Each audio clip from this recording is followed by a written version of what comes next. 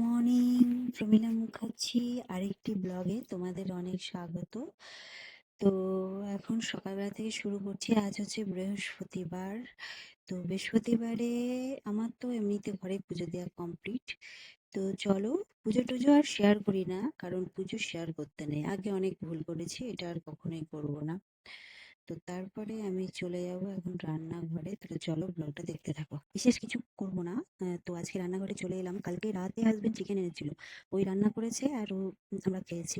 তো আমার হাজবেন্ড মোটামুটি চিকেন টিকেন আনলে রান্না টান্না করে। তো আর ইদানিং ওই বেশি আনছে দেখা। তো ডাঁটা আলু তরকারি হবে, হাজবেন্ড ওটাই খাবে। আর ছেলের জন্য একটু ম্যাগি করবো সয়া সস দিয়ে। তো এটা টিফিন ছেলে। তো এই যে ম্যাগি, আর সারাটা দিন আমার ছেলে শুধু ম্যাগি খেয়েই ছিল, যে একটু দাঁতার তরকারি হয়েছে বলে ভাত তো খেলোই না। এই ম্যাগি করে দিলাম, আবার বিকালে ম্যাগি করেছি। এই খেয়েই ছেলে সারাটা দিন কাটিয়ে দিয়েছে। যাই হোক, ডাঁটাটা খাওয়া প্রয়োজন, যেহেতু এই সময়টা বসন্তকাল। আহ, জানোই, সেই জন্য তো এটা ডাঁটাটা খুব প্রয়োজনীয়। খেলাম, যাই হোক, তো বাচ্চা বোঝে না। তো এতটাও বাচ্চা না, যাই হোক। তো এখন আলু পেঁয়াজ মানে একটা মায়ের কাছে তো সবসময় ছেলেরা বাচ্চারা একদম, তাই বলে একদম বুড়ো ধেড়ে ছেলেকে যদি আমি বাচ্চা বলি তাহলে তার ভুল হবে।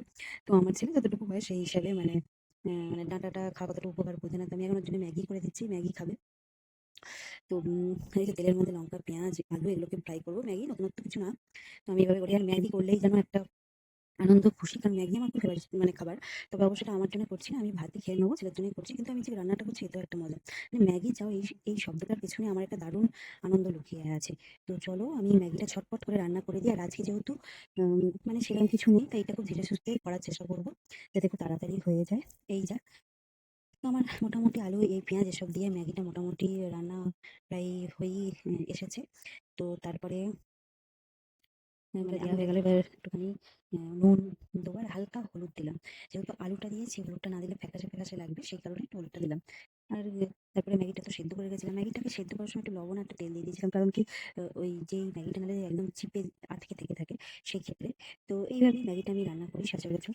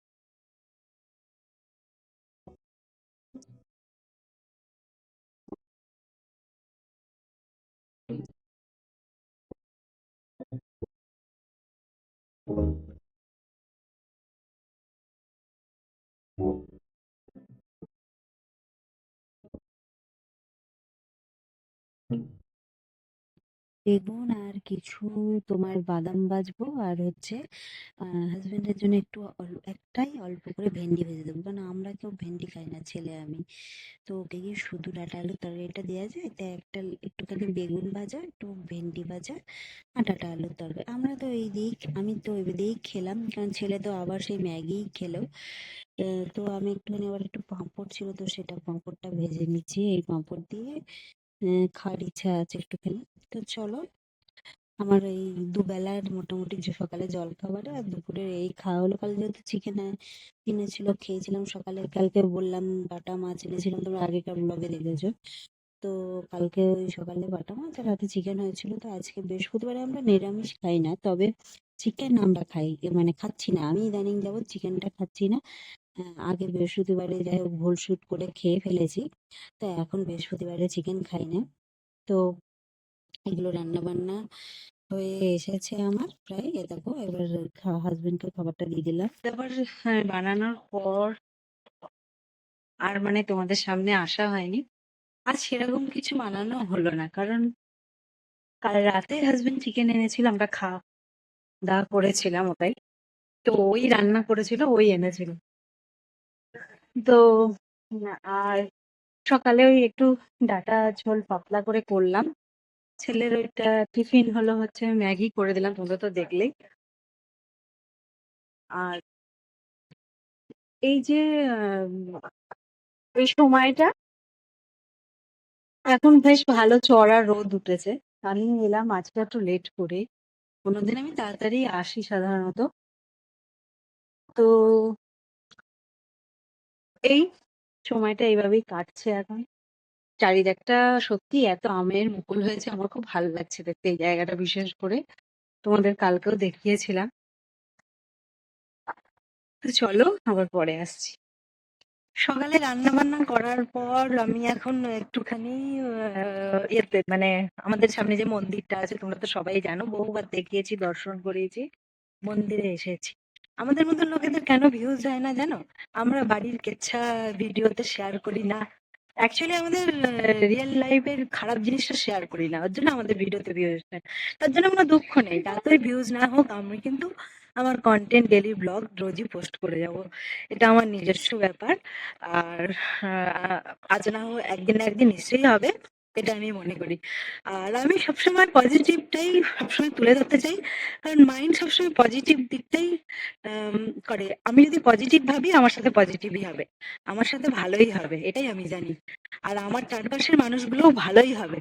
আর খারাপ মানুষগুলো যারা খারাপ হবে তারা অটোমেটিক সরে যাবে, ভগবান তাদের সরিয়ে দেয়, এটাই নিয়ম। ঘরে চলে এসেছি, সন্ধে বাতিও দেওয়া কমপ্লিট। তো আমি আমার ব্লগটা শেষ করছি।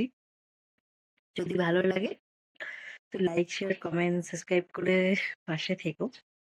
তো আজকের মতো টাটা, নেক্সট কোনো ব্লগে দেখা হবে।